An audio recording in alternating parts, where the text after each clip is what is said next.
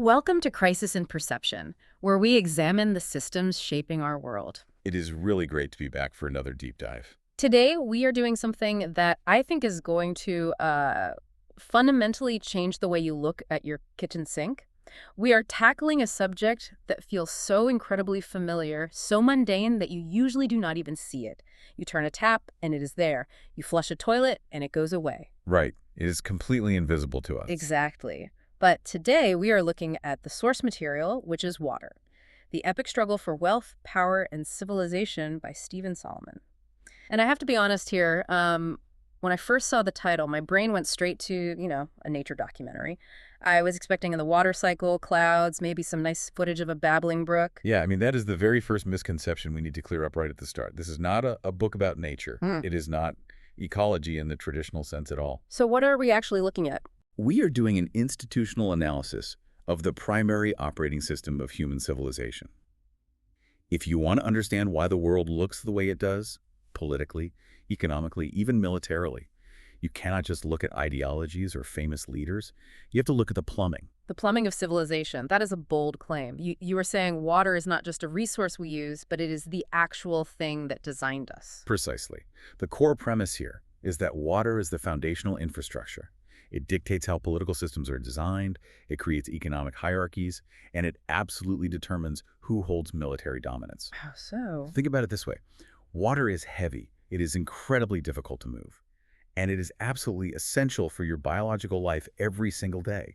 Because of those unyielding physical properties, the way a society manages water fundamentally reorganizes how humans coordinate with each other. So if I have to organize, say, 1,000 people to dig a massive canal, that creates a completely different political structure than if I can just wait for the rain to fall on my own private farm. That is the exact mechanism. Yeah. And the mission of this deep dive is to trace that specific design.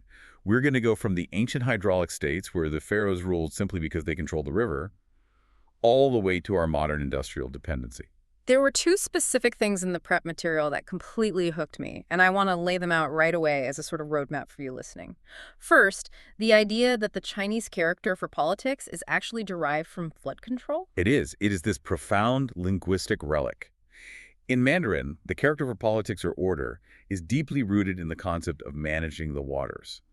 It tells you that in the Chinese mindset from the very beginning, the legitimacy of the state was tied directly to its ability to stop the river from killing everyone. And the second one, which really flipped my lid, is that the steam engine, which I always think of as fire and coal, the start of the carbon era, is actually a water technology. And that specific water technology is what launched the modern world. We will definitely unpack that later. It reframes the entire Industrial Revolution. Yeah. But to get there, we really have to start where civilization starts. We have to look at the rivers. Okay, let us jump into that. We are starting with what the source calls the hydraulic design. This ties into a concept called hydraulic civilization. Now, I have heard this term thrown around in history classes, but usually it is just a label. What is the actual mechanism at play here? It comes from a theorist named Carl Wittfogel. He wrote a brilliant, if somewhat controversially titled, book called Oriental Despotism. The title is dated, but the systems analysis is incredibly sharp.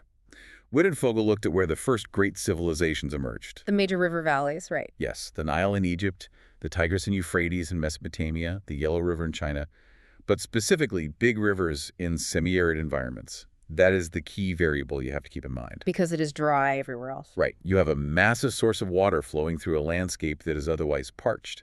To make that land productive, to grow enough wheat or barley to feed an entire city, you have to move that water. You need massive irrigation. And not just a garden hose. You are dealing with massive, sometimes violent floods and vast geographical distances. You cannot manage a flooding river like the Yellow River or the Nile as an individual farmer. You cannot build a massive dike by yourself. You cannot dig a 50-mile canal with just your family and a few neighbors on a weekend. Exactly.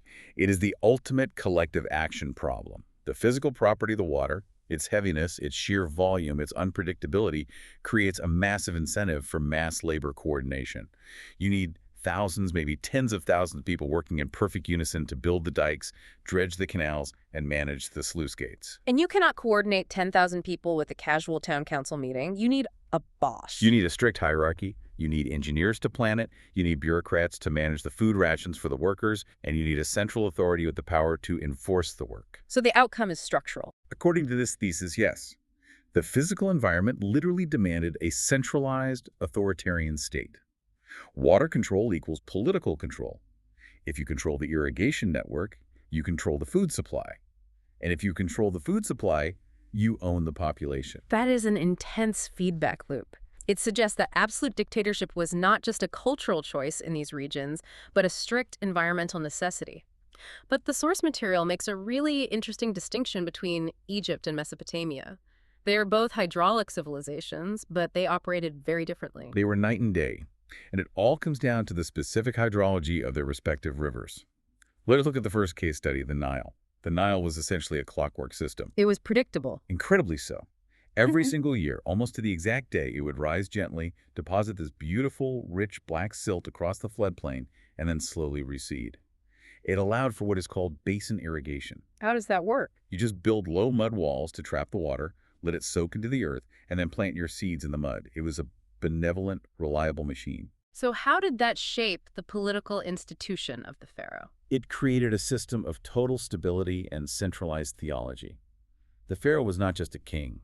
He was the ultimate water manager. His political and religious legitimacy depended on that flood arriving on time. Because the river was reliable, the state became reliable. It lasted for 3,000 years. There is that detail in the text about the nilometer. I love this because it sounds like a piece of science fiction technology, but it is ancient. It is absolutely fascinating. The priesthood and the state developed these specialized gauges nilometers carved directly into the bedrock along the river to measure the water level with incredible precision. They were essentially the first data centers. That is a great way to put it. By knowing exactly how high the water was upstream at a place like Elephantine, the priest could mathematically predict the harvest yield downstream in the delta weeks later. And if you can predict the harvest, you can calculate the tax. Exactly. It was information asymmetry fully weaponized by the state. They knew how much grain you were going to grow before you even planted the seed. This allowed them to extract the absolute maximum agricultural surplus. And that surplus is what builds the pyramids. Yes. The pyramids are essentially a physical byproduct of the Nile's hydraulic efficiency. The peasantry had downtime while the fields were flooded, and the state had massive, centralized grain stores to feed them. So they built mountains of stone. Okay, so that is the clockwork system. Now let us look at Mesopotamia, the Tigris, and the Euphrates. This sounds like a much rougher setup. A completely different beast. This was the violent system. The rivers in Mesopotamia are unpredictable, they flood violently, and often at the absolute worst time of year, right when the crops are ripening, which can destroy the entire harvest in a day. And there is a chemical problem too, right? Salinization? Yes. The evaporation rate in that region is so high that the standing water becomes saline. If you just let it sit like they did in Egypt, the salt ruins the soil forever. So you are constantly fighting the environment. You have to drain it. Civilization there was built on the constant defiance of nature. It required heavy, aggressive, continuous engineering just to survive. And because the rivers were so erratic, the political systems were inherently fragile. You did not have one unified bloc like Egypt. You had warring city-states. Right. Babylon, Assyria, Sumer, they were constantly fighting over who controlled the upstream water access. Because if your neighbor diverts the river, your city starves. The book mentions Sennacherib, the Assyrian king. There's a story about his siege of Jerusalem and also what he did to Babylon. He used water as a literal weapon. He did. This is the perfect example of the violent hydraulic mindset.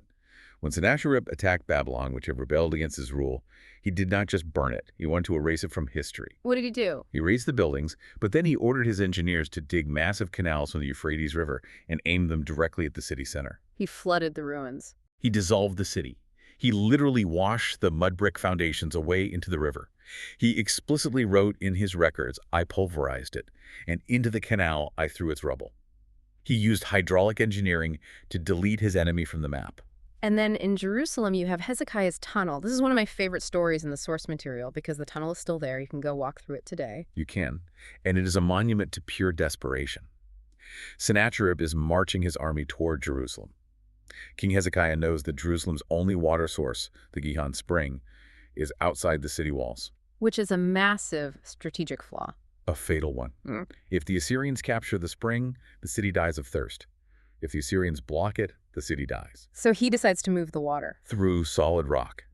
He orders 2 teams of diggers to start on opposite sides of the hill. They have no GPS, no lasers, just iron picks and acoustic sounding listening to each other through the stone. They dig for over 1,700 feet, snaking through the limestone. And they actually meet in the middle. They meet. There's an inscription carved into the wall right at the spot where they met, celebrating the moment the pickaxes finally touched. Voice calling to voice. As soon as the tunnel connected, the water flowed from the hidden spring into the pool of Siloam, safely inside the walls. So when Sennacherib arrived... He laid siege, but he could not thirst them out. Jerusalem survived purely because of that hydraulic engineering. It really highlights how water is not just about farming, it is about defense, it is about raw survival. In these hydraulic states, engineering was a military art. And a tool of absolute power. Let us move to the third case study, which is the biggest one in terms of scale. China, the bureaucratic system. China is unique because of the sheer geographical scale. You have the Yellow River in the north, which is historically known as China's sorrow. Why sorrow? That is a very poetic but very heavy name. Because of the silt. The Yellow River flows to the lowest plateau, which is basically made of giant hills of fine yellow dust. The river picks this dust up. It carries a sediment load of something like 40 to 70% by weight. So it is not even just water. It is a moving mudslide. Exactly. And physics takes over. As the river hits the flat plains, it slows down. The heavy silt settles on the riverbed. This raises the bed of the river. So over centuries of this, the river actually ends up flowing high above the surrounding countryside, held in only by massive man-made dikes. It is a river up in the sky. It is. And when those dikes break, and historically they always break eventually, the river literally falls out of the sky. It changes course, sometimes by hundreds of miles, wiping out millions of people and burying entire cities under mud. So the engineering challenge is constant dredging and constant dike building. It never stops. Which requires a massive permanent bureaucracy.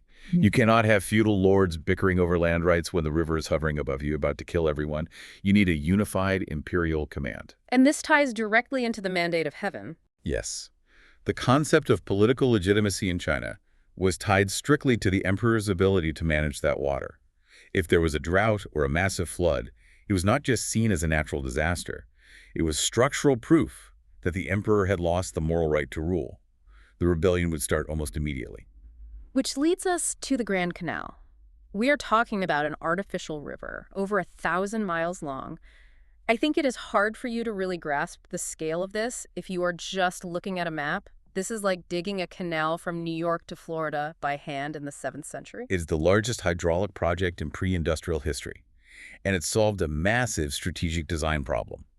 China has a wet, fertile south around the Yangtze River and a dry, heavily political north around the Yellow River. The north had the capital and the armies to fight off the Mongols, but it could not feed itself. And the south had all the rice. So they built an artificial artery. They connected the 2 major river systems. The Grand Canal allowed the emperor to ship millions of tons of grain from the rice paddies of the south all the way up to the soldiers in the north.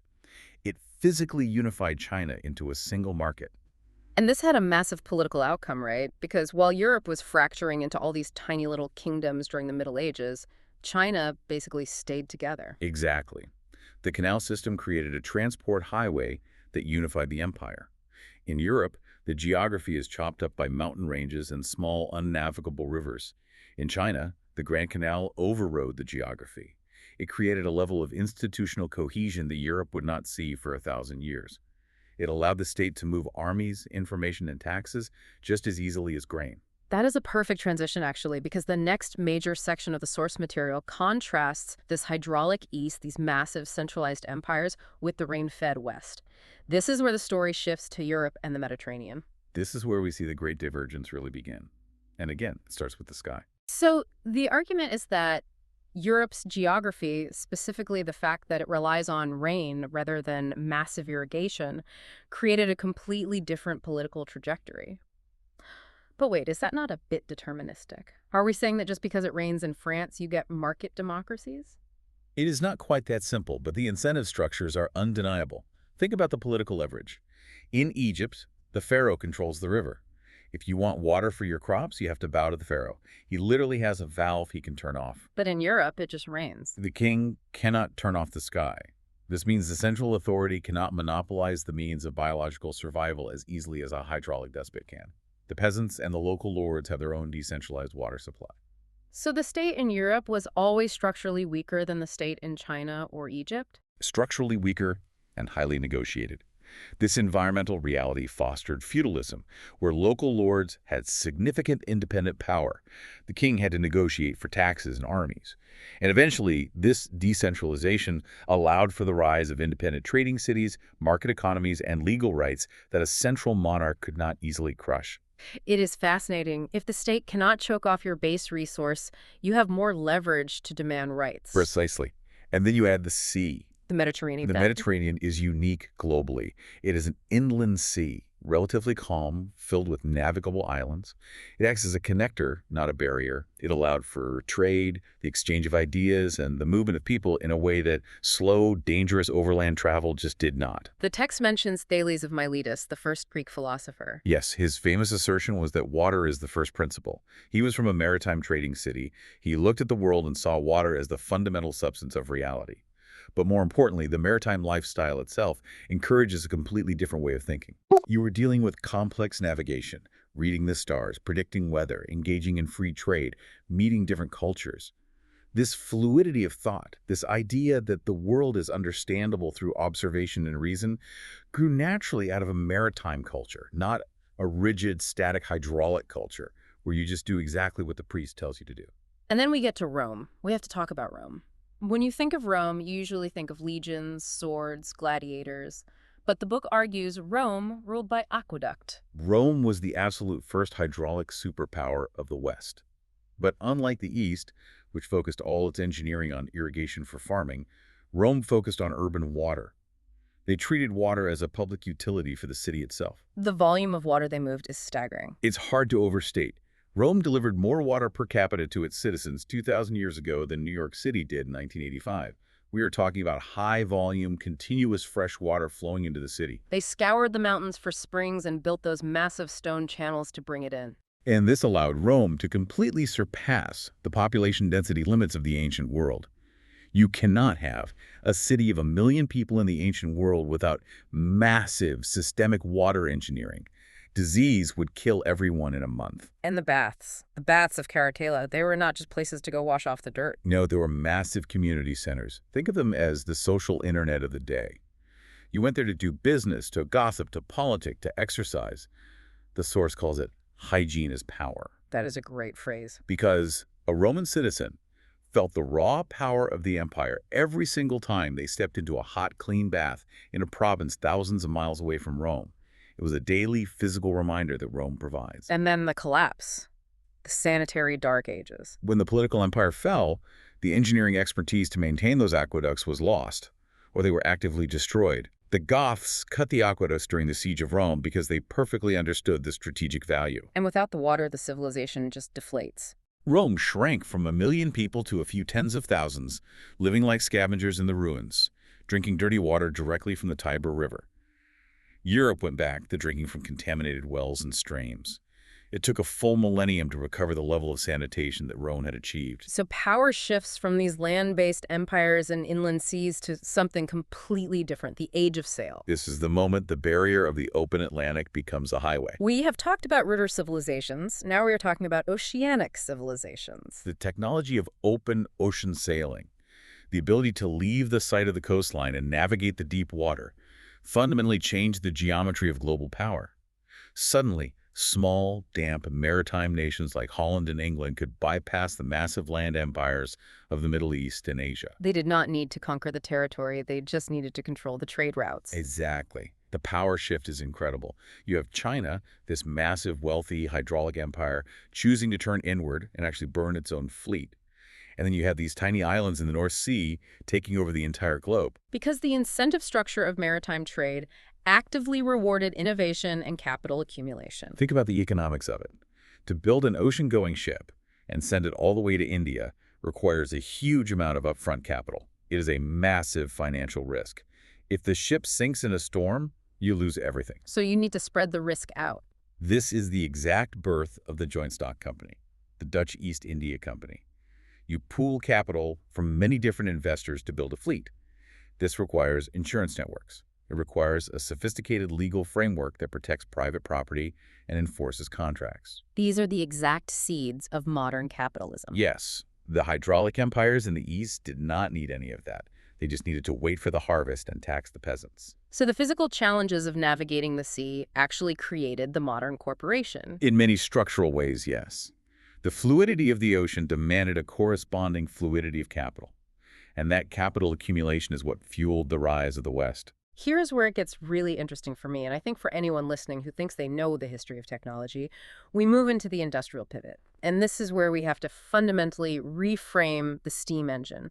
I have always thought of the Industrial Revolution as man mastering fire and coal. But the analysis here says it is actually man mastering water. This is one of the most important takeaways from Solomon's analysis. We are taught in school that the Industrial Revolution was all about coal. But coal is just the raw fuel. The engine itself was entirely about managing the phase change of water. Explain that. What was the actual breakthrough? To understand why this matters, you have to look at the Newcomen engine, which came before James Watt. It was a massive, clunky beast.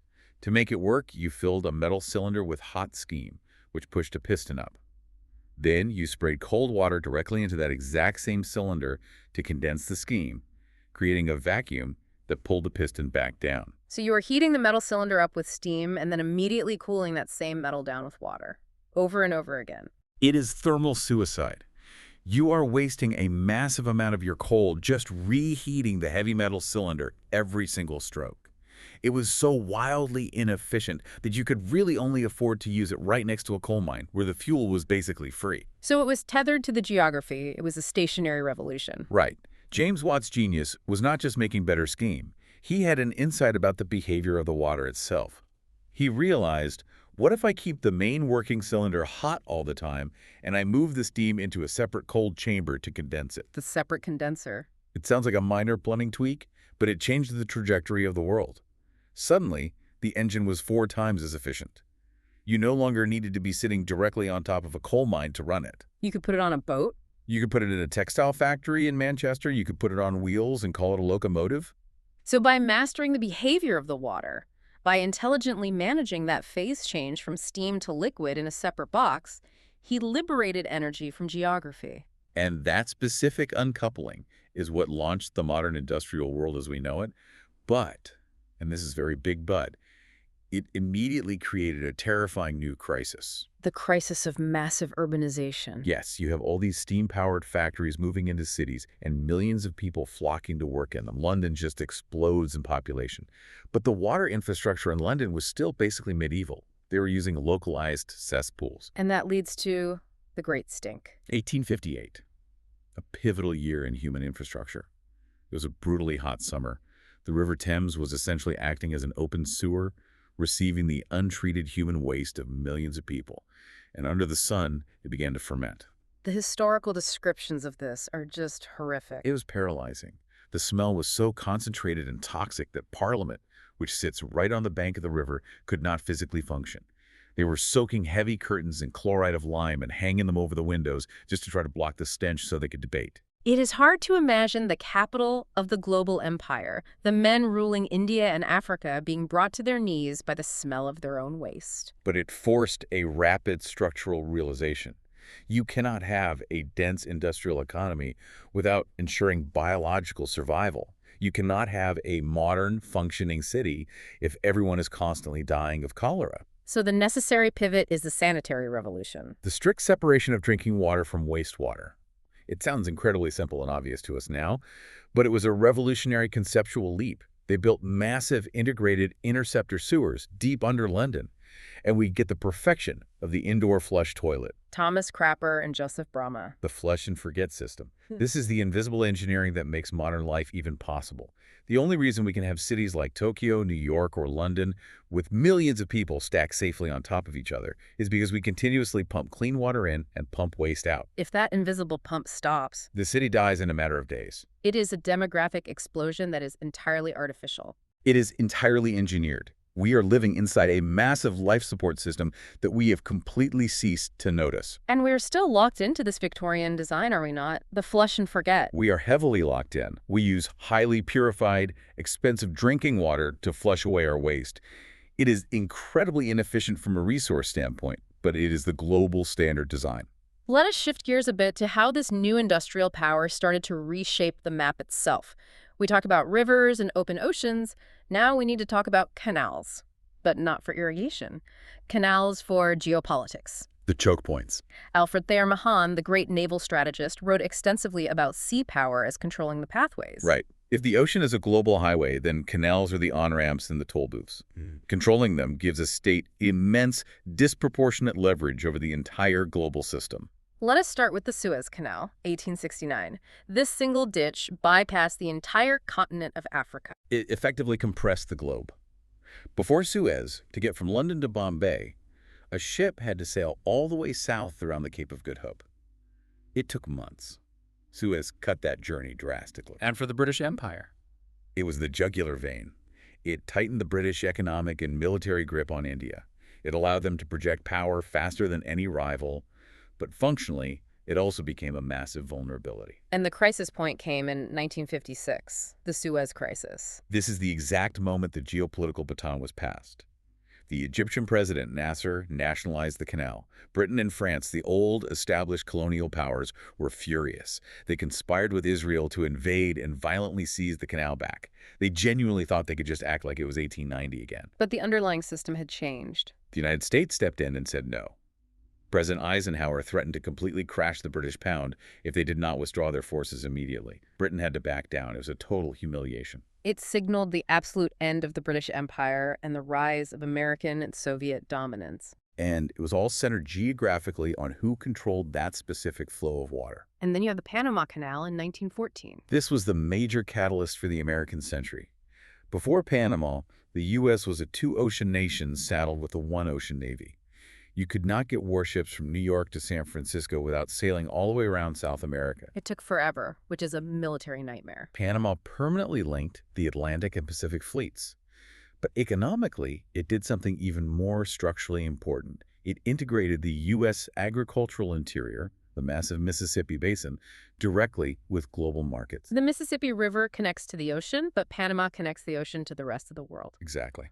It allowed American grain and manufactured goods to flow outward to Asia and Europe cheaply.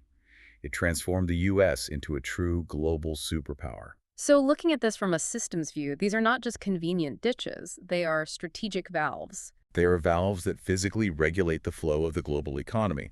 If you close Suez or Panama, the global economy has an immediate heart attack.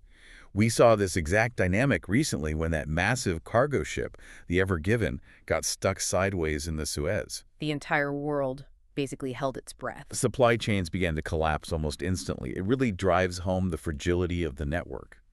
We think of the ocean as this vast, wide-open space, but the heavy traffic is entirely funneled through these tiny, vulnerable, man-made apertures. Now, let us connect this historical architecture to the modern day. We have built this massive industrial machine, we have connected the oceans, we have conquered the cities, but now we are hitting a physical wall. We are entering the era of modern scarcity. This is where the long-term bill finally comes due. Let us talk about the Green Revolution. This is almost always framed in textbooks as a miracle of biology new seeds. Norman Borlaug, saving 1 billion people from starvation. But the source material argues it was really a miracle of hydrology. You cannot separate the two. The magic seeds of the Green Revolution were high-yield varieties of wheat and rice. But high-yield biologically means high thirst. These crops are like Formula One cars. They perform amazingly, but they require premium fuel. In this case, the fuel is massive, continuous amounts of water. So the Green Revolution was actually a global dam-building revolution. It was the golden era of giant dams. Hoover, Aswan, Three Gorges.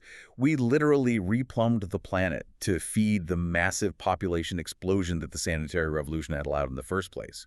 We captured the floods to water the crops during the dry seasons. But there is a severe trade-off there. We've traded water capital for food security. And this is where the system gets incredibly fragile, because now we are mining fossil water. Explain that term, fossil water. To most people, that sounds like a contradiction. It refers to ancient groundwater trapped in deep aquifers. It was deposited there thousands or even millions of years ago, often during the last ice age. It does not recharge from rain, or it recharges so incredibly slowly over millennia that for human economic purposes it is finite. Like oil. once you pump it out, it is just gone. Exactly. Take the Ogalla Aquifer in the United States. It is the core of the American breadbasket. It lies under states like Nebraska, Kansas, Texas. We are rapidly draining it to grow massive amounts of corn and beef. The water table is dropping lower every single year. And the text points to India as well. India is the absolute epicenter of this specific crisis. They had the two-well revolution. The government started giving free electricity to farmers to run water pumps, so millions of independent farmers drilled deep into the ground. It democratized water access, which was great for poverty reduction in the short term. But now, what is the outcome? Now the water tables are dropping by meters every year. Deep wells are running completely dry. We are essentially running a massive Ponzi scheme with nature. We are using tomorrow's water to grow today's food. The author explicitly compares this, calling water the new oil. It is a very compelling comparison. Like oil, it is the fundamental strategic resource of our age. But there is one critical, terrifying difference. Oil has technological substitutes. We can transition to solar, wind, or nuclear power. We can drive electric cars. You cannot drink electrons. Exactly. Water has zero substitutes. You cannot grow biological crops with anything else. You cannot manufacture silicon chips without millions of gallons of ultra-pure water. It is non-negotiable. Which brings us to a really fascinating concept from the book, virtual water. This was a completely new term for me, but it makes so much sense once you grasp the mechanics of it. It is a crucial concept for understanding how modern global trade actually functions. Virtual water is the invisible water embedded in the production of a product. For example, to grow 1 single ton of wheat takes roughly 1,000 tons of water. Okay, so when you export that wheat... You are effectively exporting the 1,000 tons of water that was used to grow it. So global trade is, at its core, a massive water distribution system. Precisely. Look at the Middle East. It is one of the driest geographic regions on Earth, yet the population has been booming for decades. How is that physically possible? Because they import grain. They're importing virtual water from places like the US, Canada, and Brazil. They're outsourcing their thirst. If that global trade network stops, they literally starve. Their internal political stability is entirely dependent on an invisible global water trade network. It is a hidden layer of profound structural dependency. Which brings us to the corporate and political response to all of this. How is the overarching system actually reacting to this impending scarcity? Well, multinational corporations are often much faster to react than governments. Companies like Intel, Coca-Cola, and Nestlé, they realized years ago that water scarcity is a massive existential business risk. If there is no water, there are no microchips, no soda, no food processing, period. So efficiency suddenly becomes a profit center. More crop per drop. They are driving intense technological innovation because they absolutely have to. Intel, for instance, recycles almost all the water inside its fabrication plants now, but the political flashpoints are much slower to adapt and much more dangerous. Transboundary conflicts. Rivers do not respect human borders. The Indus River flows from India directly into Pakistan. The Nile flows from Ethiopia through Sudan into Egypt. The Jordan River flows through Israel, Jordan, and the West Bank. You have India and Pakistan, two heavily armed nuclear neighbors sharing a shrinking river system. It is arguably one of the most dangerous geopolitical flashpoints in the world right now. As the Himalayan glaciers melt and agricultural demand rises, who gets to use the water? If India builds a hydroelectric dam upstream, Pakistan views it as a direct act of war. They see it as India placing a hand permanently on their national windpipe. And on the Nile, Ethiopia is currently building the Grand Ethiopian Renaissance Dam, a massive historic project. And downstream, Egypt is absolutely terrified. To Egypt, the historical saying is, the Nile is Egypt and Egypt is the Nile. If Ethiopia restricts the flow even slightly to fill that reservoir, Egypt sees it as an existential threat to their civilization. So what is the outcome? The future system will either devolve into direct water wars, or we will have to forge a new, highly robust system of international water diplomacy. But the current status quo simply cannot hold. So, looking at all this history, the design, the incentives, the outcomes, the sheer scale of the persistence, I have to ask, what is the crisis in perception here? The crisis is that we perceive water as a passive backdrop to our lives. We see it as a simple, cheap commodity or a basic human right that should naturally be free and infinite. We turn the tap, the water flows, and we do not think about the vast machinery behind it. We treat it like air. We just take it completely for granted. But the structural reality is that water is a finite, incredibly high-maintenance industrial system. It is a machine. And exactly like any machine, it requires constant energy, constant maintenance, and massive capital to keep running. We are blind to the actual infrastructure. We are. We do not see that our political boundaries almost never map onto hydrological realities. We draw straight lines on a map, but the watershed goes exactly where it wants to. That structural layer is completely obscured from the public. And when things go wrong, how do we perceive it? This is the disaster framing. We treat droughts and floods as isolated disasters or acts of God. We say, oh, what a terrible tragedy, there was a flood. But a systems-level analysis reveals they're very often failures of human design. They are the highly predictable outcomes of pushing hydraulic systems way beyond their physical limits, like continuing to build massive cities in the middle of deserts or paving over natural floodplains. So we are surprised by the predictable outcome of our own poor design. Exactly. And the deepest layer of this crisis in perception is our sheer infrastructural dependence. Modern civilization is vastly more fragile than we perceive. It relies entirely on a just-in-time delivery of water that requires constant, uninterrupted energy. If the power grid goes down, the water pumps stop. If the water stops, the cooling towers at the power plant fail. It is all tightly interconnected. We are locked into hydraulic infrastructure that is rapidly aging, and we're treating it like it is permanent geology. It is not. That is a deeply sobering thought. We are riding a bicycle that we have to keep pedaling constantly or it just falls over. And the hill we are climbing is getting steeper every single year. I will definitely never look at a simple glass of water the same way again. It really is the invisible operating system of the world. It is. And it is past time we finally learned how to read the code. Crisis in Perception examines how systems shape belief and how better tools help us see clearly. This project is free and publicly accessible. If you'd like to support the time, tools, and research behind Crisis in Perception, you can become a supporter on Patreon. For a shorter, visual overview of this topic, see the mini explainer link in the description. If you enjoy this kind of systems-level analysis, please like, subscribe, and comment with books or topics you'd like us to explore next.